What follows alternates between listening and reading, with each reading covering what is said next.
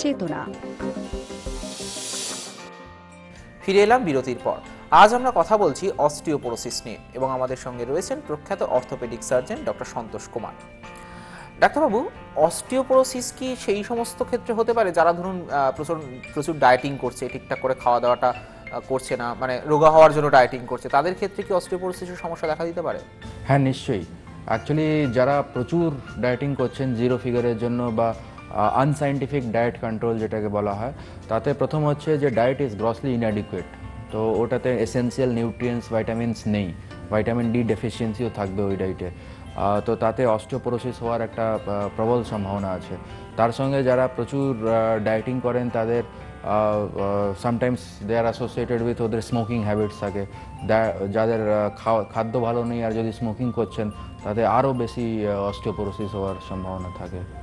আচ্ছা, তো একটা জিনিস আপনি বলছিলেন যে অস্টিওপোরোসিস সবসময় একটা কোনো একটা ঘটনাকে দিয়ে সেটাকে রিপ্রেজেন্ট করে আর কি। তো সেক্ষেত্রে যদি মানে এই ধরনের ঘটনা কোনো না ঘটে, অস্টিওপোরোসিসের ট্রিটমেন্টটা ঠিকঠাক করে না শুরু হয়, তাহলে কি হতে পারে? দেখুন, অস্টিওপোরোসিসকে সবসময় প্রিভেন্ট করতে হবে। তো আমাদের দেখতে হবে, মানে ডক্টরকে দেখতে হবে অ্যান্ড পেশেন্ট এডুকেশন, তার জন্যই আমরা এটা করছি যে দেয়ার আর সার্টেন প্রিডিসপোজিং ফ্যাক্টরস। যারা যেরকম স্টিরয়েড নিচ্ছেন বা কোনো ওষুধ লম্বা সময় নিচ্ছেন, কিডনি ডিজিজ যাদের আছে, কিডনি ডিজিজ হলে ক্রনিক রিনাল ফেলিয়ার হলে কী হয় যে ভিটামিন ডি বডিতে তৈরি হয় না। তো all this people are having very high risk of osteoporosis. এবং আমাদের এখন আমরা রুটিনলি অস্টিওপোরোসিসকে স্ক্রিনিং করি। সেই স্ক্রিনিংটা নানা ধরনের করা যায়, আলট্রাসাউন্ড দিয়ে করা যায়, এক্স রে দিয়েও করা যায়, কিন্তু যেটা সবথেকে এফেক্টিভ সেটা হচ্ছে ডেক্সা, যেটা আমি আগে বললাম, ডুয়াল এনার্জি এক্স রে অ্যাবজর্পিওমেট্রি। তো যেখানে আমরা পাই যে অস্টিওপোরোসিস শুরু হয়ে গেছে সেখানে আমরা স্ট্রংলি ট্রিট করি। অস্টিওপোরোসিস এখন ওয়ার্ল্ড হেলথ অর্গানাইজেশন গাইডলাইন্সে osteoporosis is a major disease and it should be prevented. যেরকম আমরা ভ্যাকসিন দিয়ে ডিজিজকে প্রিভেন্ট করি, এরকম osteoporosis has to be prevented. কেননা অস্টিওপোরোসিস হঠাৎ করে একটা ক্যাটাস্ট্রফিক ফ্র্যাকচার দিয়ে প্রেজেন্ট করে। মানে যে অস্টিওপোরোসিসের জন্য যে কমন ফ্র্যাকচারসগুলো হয় সেটা পায়ে হচ্ছে ফ্র্যাকচার নেক ফিমার।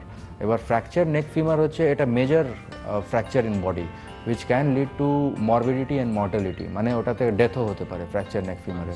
হ্যাঁ, তো it is a major fracture in body, যেটা তারপরে মানুষ বেডের উপর মানে ইমোবাইল হয়ে যায়। ফ্র্যাকচার নেক ফিমার হলে কেউ দাঁড়াতেই পারবে না। তো the person is immediately bed ridden and it can lead to mortality, মানে ওটাতে ডেথও হতে পারে। তো fracture neck femur has to be prevented. হাতে যে ফ্র্যাকচারগুলো হয় অস্টিওপোরোসিসের জন্য, একটা রিস্টে হয়, কবজিতে, তারপরে প্রক্সিমাল হিউমারাস কাঁধে ফ্র্যাকচার হয়, আর সারা শরীরে যে সারা স্পাইনে, স্পেশালি কোমর আর পিঠের স্পাইনে হাড় যে চেপে যেতে পারে, যেটাকে বলা হয় অস্টিওপোরোটিক ওয়েজ কম্প্রেশন ফ্র্যাকচার। তো এবার ফ্র্যাকচার হয়ে গেলে কী করতে হবে, ওটাকে ফিক্স করতে হবে। ওটা মানে ওটাকে প্লেট স্ক্রু দিয়ে ফিক্স করতে হবে। এবং স্পাইনে ফ্র্যাকচার হলে আমরা এখন কাইফোপ্লাস্টি, মানে এটা একটা নতুন পদ্ধতি, মিনিমালি ইনভেসিভ, কোনো না কেটে ওটা একটা বালুন দিয়ে তুলে ওর মধ্যে সিমেন্ট দিয়ে দেওয়া হয়। তো কাইফোপ্লাস্টি দিয়ে আমরা অস্টিওপোরোটিক ওয়েজ কম্প্রেশন ফ্র্যাকচারসকে ট্রিট করতে পারি।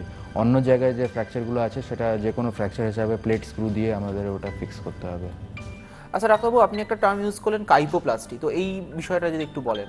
আমরা দেখি যে বয়সের সঙ্গে অনেক মানুষ কুজু হয়ে গেছেন, তার কারণ হচ্ছে যে স্পাইনের হাড় চেপে গেছে। তো সেটাকে ঠিক সময়ে আসলে আমরা এখন একটা না কেটে মিনিমালি ইনভেসিভ ওয়েতে ওটা আমরা তুলে দিই। সেটা একটা নিডল দিয়ে একটা বালুন যায়, যেটা চলে যাওয়ার পর আমরা বাইরে থেকে ইনফ্লেট করি, যে হাড়টা চেপে গেছে সেটা উঠে যায়, তারপরে ওখানে বোন সিমেন্ট দেওয়া যায়, ইমিডিয়েটলি পেন রিলিফ হয় এবং কুজু হওয়ার ইয়েটা বন্ধ হয়ে যায়, কুজু আর কেউ হয় না। তো এটাকে কাইফোপ্লাস্টি বলা হয়।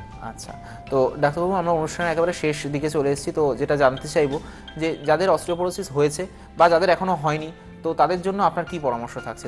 দুটো বিভাগের জন্যই আপনার কি পরামর্শ থাকছে? দেখুন, যাদের অস্টিওপোরোসিস হয়েছে তাদের মেডিকেল ট্রিটমেন্ট নিতে হবে। Osteoporosis is treatable and reversible condition. তো ওটা সিরিয়াসলি নিয়ে মেডিকেল ট্রিটমেন্ট নিতে হবে। কেননা কোনো ফ্র্যাকচার হয়ে গেলে the treatment is much more complicated, much more morbidity আছে, ওটাতে অনেক প্রবলেম আছে। ফ্র্যাকচার ট্রিট করা থেকে অনেক বেটার অস্টিওপোরোসিসকে ট্রিট করা, যেন ফ্র্যাকচার না হয়। যারা ধরুন এখনো অস্টিওপোরোসিসের কবলে পড়েননি, তাদের জন্য কি বলবেন? তাদের very important healthy lifestyle lead করা, প্রপার ডায়েট, ব্যালেন্স নিউট্রিশন খাওয়া, sunlight exposure, smoking and drinking has to be avoided. Thank you ডাক্তারবাবু, thank you so much. Thank you. অস্টিওপোরোসিসের সমস্যা কিন্তু দিন দিন বাড়ছে, যার শিকার হতে পারেন আপনিও। তাই অবশ্যই সচেতন থাকুন এবং কোনো সমস্যা হলে অবশ্যই ডাক্তারবাবু পরামর্শ নিন। আজকের মতো সময় শেষ, তাই এখানেই শেষ করছি। ভালো থাকুন, সুস্থ থাকুন এবং অবশ্যই দেখতে থাকুন ইউটার্ন।